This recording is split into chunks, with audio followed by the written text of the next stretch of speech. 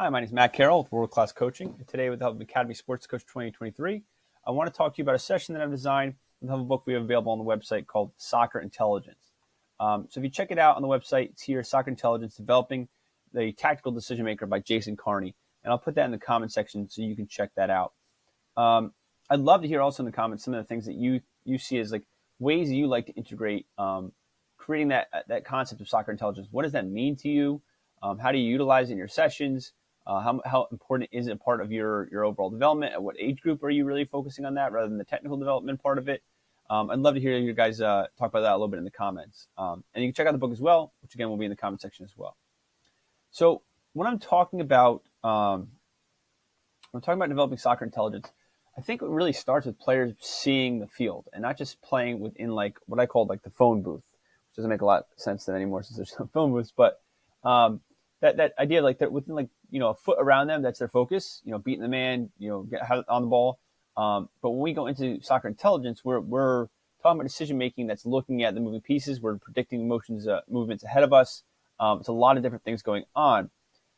So in that, I really want players to focus on first seeing the field, second reading the field. They're seeing what's going on, and they're able to see what's going on and make the decision based off of that, rather than be like, okay, I saw something, but like I'm just trying to dribble through this guy. So one drill I do as a great technical warm up, it looks like a passing drill, but really it's a soccer intelligence drill.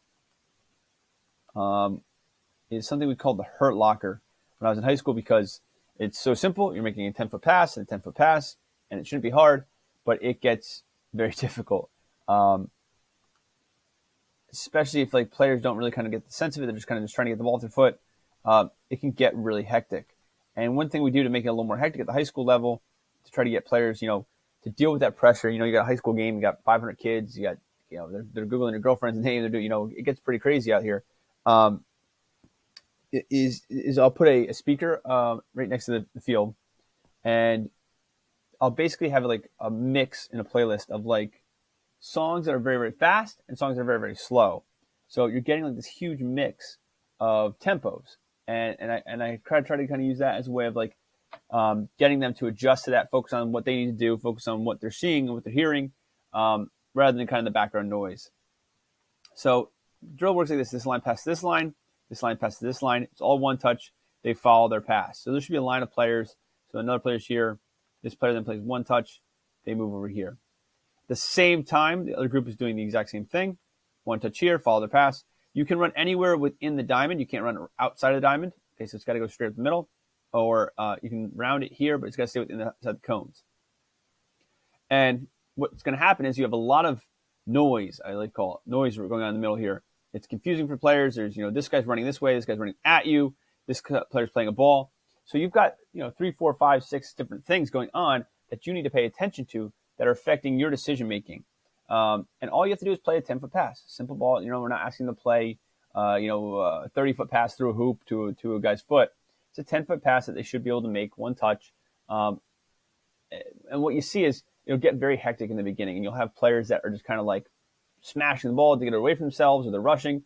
But then when it slows down a little bit and players start to kind of get the idea, you'll see players start to chip a ball over because that's the right call, because there's a ball on the ground and they need to play it, and the ball can't stop either, so it has to be one touch and no stoppage. And the balls can't hit, and they can't hit another player.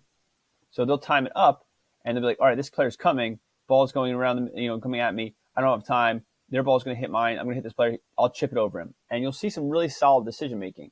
So we're really just kind of warming up their eyes and warming up their minds, and that they're focusing on getting these things, making the right call in the right situation as they go along. So the next one is similar to the Red Rover, steal the bacon kind of deal. What I would have is, let's say, we'll just put for now 3. If I can get them. 3 players, and you can add more goals or cones, things like that. I'm just kind of keeping it light just for the demo perspective of it. We'll have can't get the cones today. So goal here, goal here. You can have more. You can have different places. This group's playing, and there's a ball here, or a coach with the ball here. And I'll put 3 defenders in. Maybe 1, 2, 3. I'll spread them out. So we're using this grid, and it's just a keep away game. They're just playing a regular keep away game, moving around. But they add the element of the Red Rovers. So we're going to call numbers, players' numbers. So let's say it's 1, 2, and 3. Yellow's 1, 2, 3, and this is goal A and B. Okay. So I call out, similar to Steal Bacon, ones. As a coach, I'm going to throw a ball out here. Okay. It's ones. So let's say 1 is here, 1 is here. They go and I call like 1A. So 1A means they have to score on this goal. All right. So they're recognizing where the field is. They're recognizing the different places we name the field. So they know the goal's over here. They know the ball's over here. They have to figure out where the other player is that is 1. So in this situation, let's say black recognizes they're close to the ball. They're going to try to take this angle and cut it and go, towards the near post here. Yellow is going to use their soccer intelligence to recognize there's the goal. What's his pace? How close is he to the ball? Where is the goal? Can I cut up the angle? Can I contest the ball close, or should I run back and cover defensively? So within that moment, you're getting a ton of different decision-making opportunities that we're trying to recreate. You're trying to recreate a game situation where something quickly has changed, and what can we do then to affect it and move? So what I would do is after you have the ones go, they play until someone scores, the ball goes out of bounds. Pull them aside and just be kind of like, what was your decision like here? Like, why did you make the run back? Why did you go to contest that ball? Why did you get beat here? Why did you take the first touch so shallow? All those kinds of things. So in that, you're getting the replication of the different concepts, the randomness of the concepts, but the decision-making. But you're then getting time a little bit to break it down because your other players are still active. They're not sitting around. They're playing a keep-away game.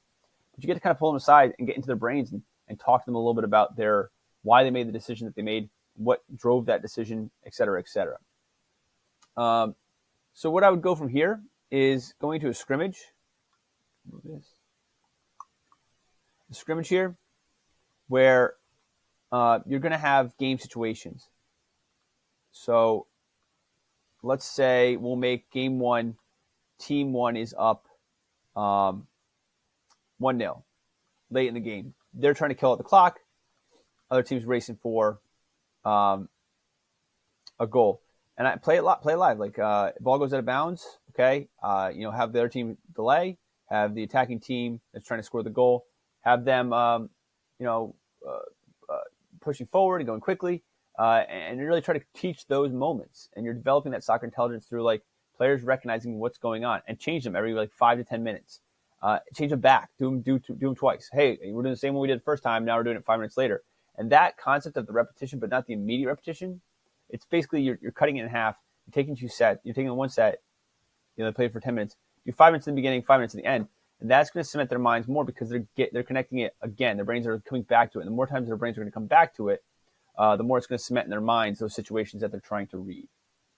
And then end it totally with just a straight up scrimmage, no rules, just playing the game and recognizing what's going on in the game. No artificial situations. You're just reading the situations that are coming up in the game. So again, I got a lot of these ideas from this book available on the website by Jason Carney called Soccer Intelligence. Definitely check that out and have in the comment section. Once again, I'd like to hear some of the concepts you guys have and how you teach soccer intelligence and what kind of that just in general means to you and what levels you really start integrating it at like how much are you integrating it at each level. So again, my name is Matt Carroll, World Class Coaching and Help Academy Sports Coach 2023. I hope this session finds you well.